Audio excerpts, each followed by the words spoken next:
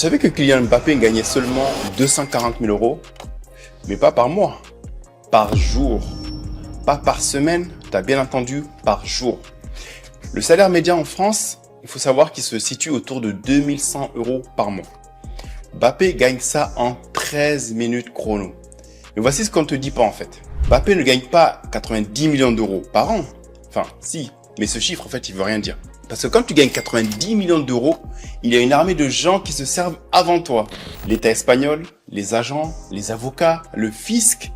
Et ce qui arrive réellement sur ton compte bancaire, bah là c'est une toute autre histoire. Aujourd'hui, on va décortiquer chaque euro. D'où ils viennent, où ils vont et pourquoi.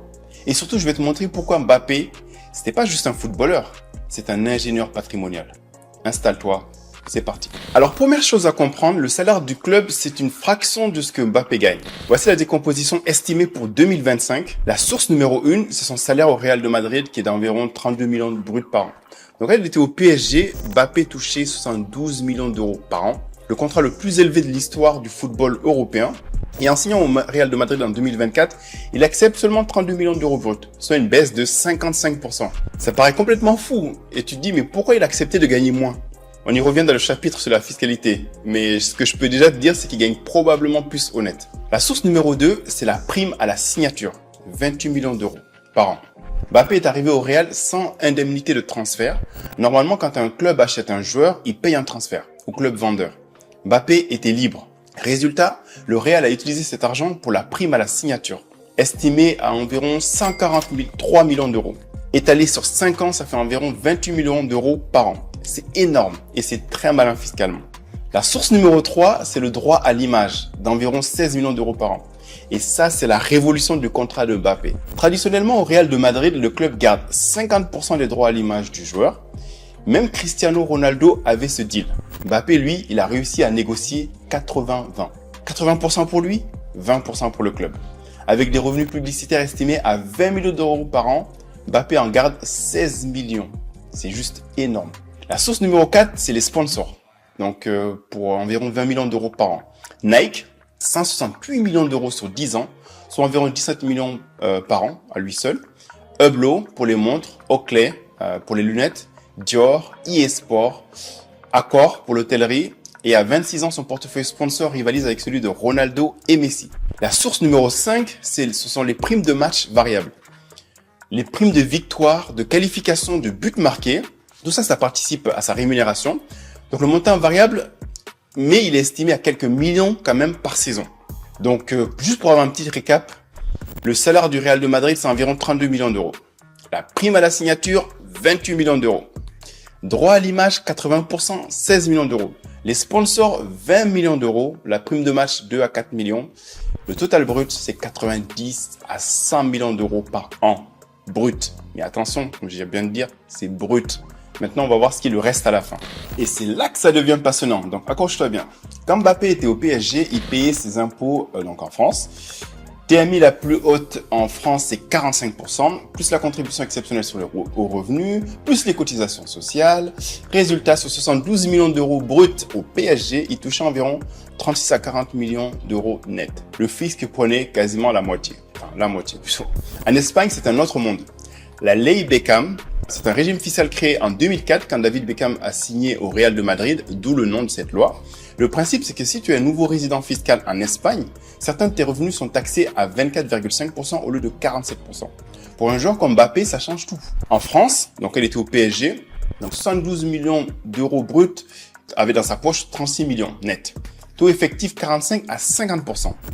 En Espagne, au Real de Madrid, 32 millions d'euros de salaire taxé au taux normal, c'est 47%, mais la prime à la signature et les droits à l'image peuvent bénéficier de taux réduits. Résultat estimé, les revenus totaux de 90 millions d'euros bruts, 50 à 55 millions d'euros net. Taux effectif, 40 à 42%. Il gagne plus au net en Espagne avec 90 millions d'euros bruts qu'il ne gagnait en France avec 72 millions d'euros bruts.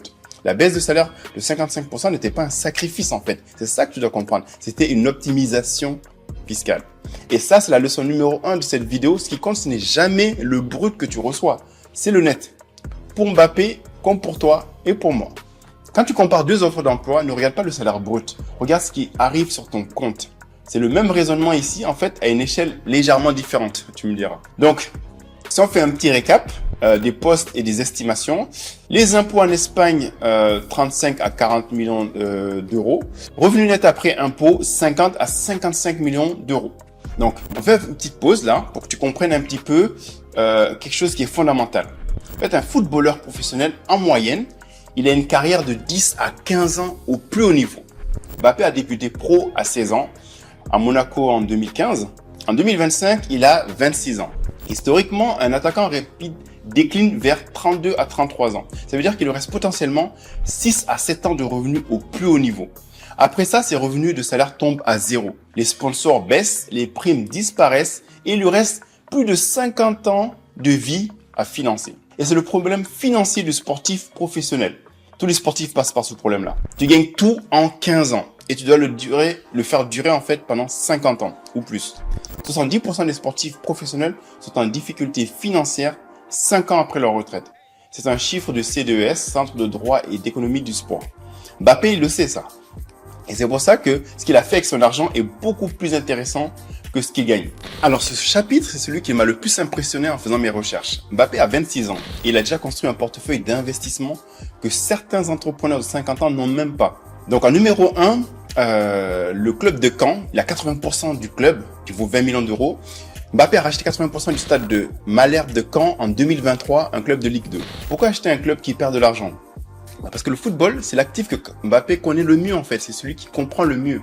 Il sait évaluer un joueur, une stratégie, un potentiel. Et ça, c'est la règle numéro 1 de l'investissement. Investis dans ce que tu comprends.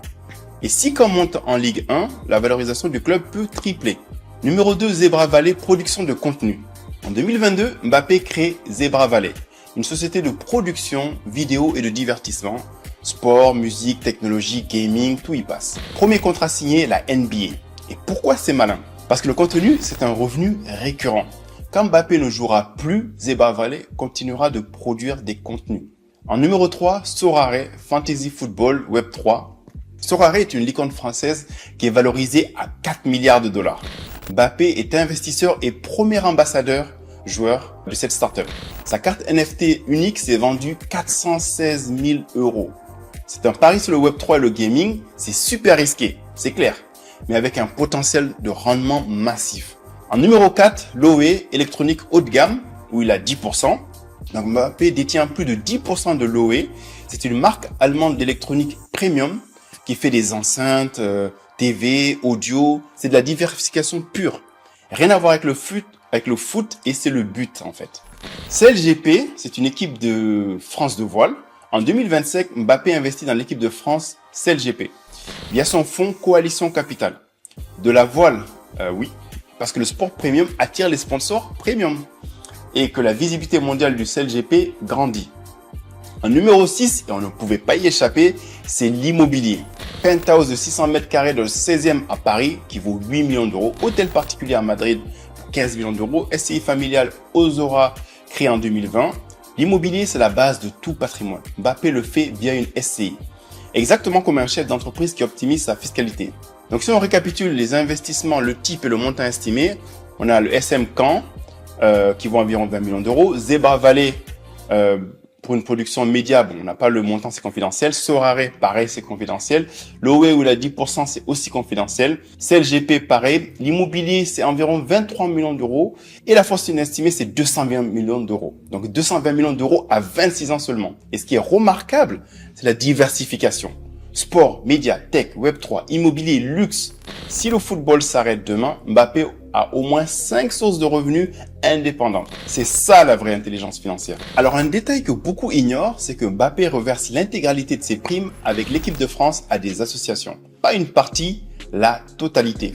Il a même négocié avec la Fédération française de football pour que l'argent soit versé directement aux associations sans transiter par son compte bancaire. On parle de plusieurs dizaines de milliers d'euros par match.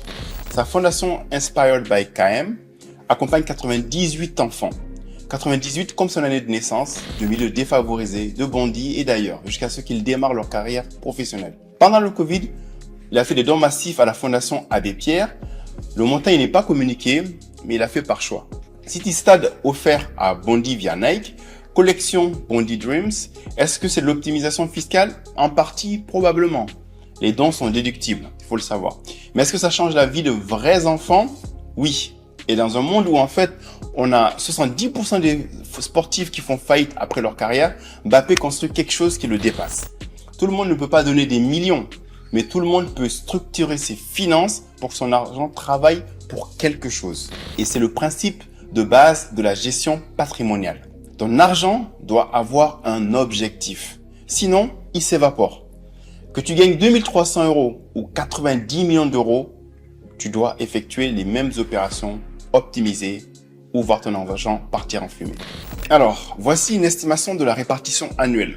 Donc, on voit les postes et les estimations annuelles. Donc, les impôts, ça lui coûte 35 à 40 millions d'euros par an. Les agents avocats gestionnaires, environ 10%, donc 5 à 8 millions. Les investissements avec Coalition Capital, 10 à 15 millions. Sa fondation, 2 à 3 millions. Le train de vie, immobilier, voiture, staff, 5 à 8 millions. L'épargne, trésorerie nette à la fin, 15 à 25 millions d'euros. Donc voici 3 leçons qu'on peut retenir de la gestion de patrimoine de Mbappé. Ce n'est jamais le brut qui compte en un. Mbappé gagne 90 millions d'euros brut, il lui reste environ 55 millions d'euros net. Et après agent investissement et philanthropie, il en consomme peut-être 5 à 8 millions par an. Pour toi, c'est pareil. Si tu gagnes 3200 euros net, ce qui compte, c'est ce que tu gardes après tes charges. C'est ton taux d'épargne, c'est ton vrai revenu. En numéro 2, diversifie avant que ce soit trop tard. La carrière de Mbappé dure 15 ans seulement. La tienne dure 40 ans. Tu as plus de temps, mais la logique est la même en fait. Un seul revenu égale un seul point de défaillance. Mbappé l'a compris à 22 ans, toi tu peux le comprendre dès aujourd'hui. En numéro 3, ton argent doit avoir un objectif. Chaque euro de Mbappé a une destination. Impôts, investissement, fondation, trésorerie. Rien ne traîne, rien ne dort. Et toi, tu sais où vont tes euros ce mois-ci? Si la réponse est non, fais ton diagnostic gratuit avec Jama AI, donc Jama, J-A-M-A-A.co, parce que tu n'as pas besoin de 90 millions d'euros pour structurer tes finances. Tu as besoin d'un plan précis, avec des objectifs clairs et mesurables. Le lien est dans la description, et si cette vidéo t'a appris quelque chose, like, abonne-toi et dis-moi en commentaire combien d'heures tu dois travailler pour gagner ce que Mbappé gagne en 1 minute. On fait le calcul ensemble. Tout le monde peut devenir un investisseur, ne l'oublie pas. À bientôt.